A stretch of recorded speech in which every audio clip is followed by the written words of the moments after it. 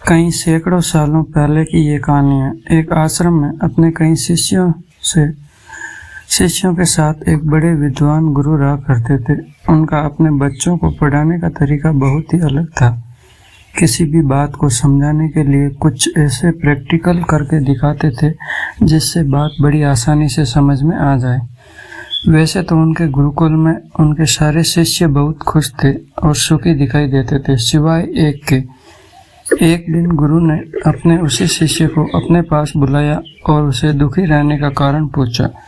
शिष्य ने बड़ी दुखी मन से अपनी व्यथा सुनानी चालू की। उसने कहा, मेरी और मेरे माता पिता की आर्थिक परिस्थिति अच्छी नहीं है।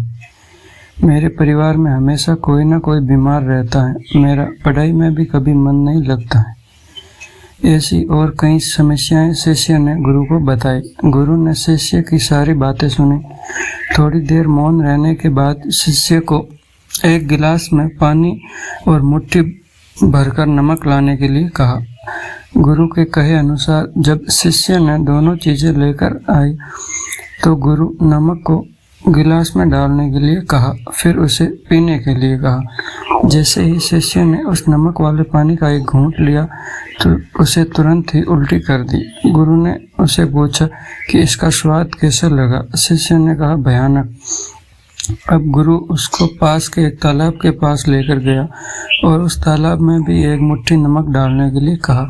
शिष्य ने तालाब के पानी में एक मुट्ठी नमक डाला। तब गुरु ने कहा कि अब इसका स्वाद बताओ कैसा है।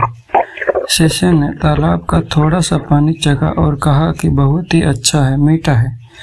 अब गुरु ने उससे कहा, बेटा, तुमने अपने आप को उस छोटे से प्याले की तरह बना लिया है जिसमें मुट्ठी भर नमक यानी थोड़ी सी दुख भी तुम्हारी परिस्थिति को भयानक बना देते हैं, तुम्हारे दिल दिमाग को दूषित कर देते हैं। तुम्हें गिलास नहीं तालाब बनना होगा, जिससे मुट्ठी भर तो क्या कई किलो नमक भी डाले तो कोई फर्क नहीं पड़े।